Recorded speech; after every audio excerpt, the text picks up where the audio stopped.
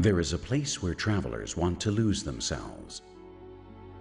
A place where the road is a journey and the arrival is only the beginning. Where everything else is forgotten. Portugal.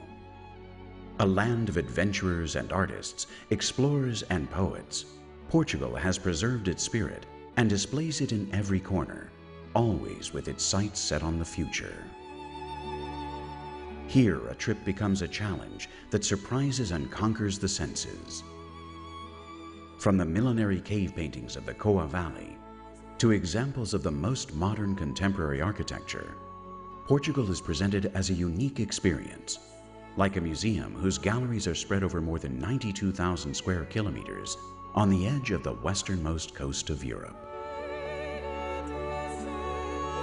A country that makes contrast a virtue in an endless cascade of sensations, which has by its own right turned itself into an authentic World Heritage Site, whose path has a crossroads in Évora, a tunnel of time where the Romans, Celts, Goths, Lusitanians, Arabs, Jews, and Christians all form part of the Portuguese alchemy, and which have all left their cultural mark.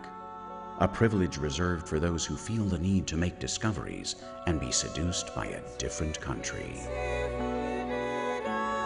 Palaces, castles, and art all blend in corners full of charm among the narrow streets of Sintra. An exclusive place for travelers who know how to appreciate the magic of a place that lives between legend and the romantic spirit. A canvas bathed with 850 kilometers of coastline, where the history of the New World began to be painted. The monastery of the Jeronimus stands proudly to bear witness to those legendary discoverers. And on the banks of the Tagus River, the Tower of Belém rises, where the navigators set sail in search of dreams on an ocean with no limits.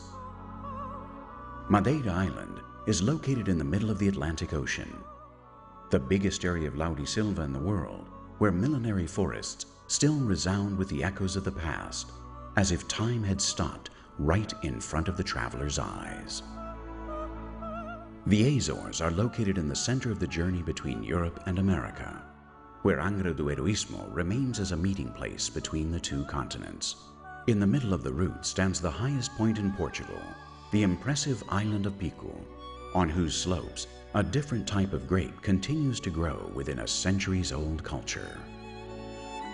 Another restful spot is found in Guimarães, the country's birthplace.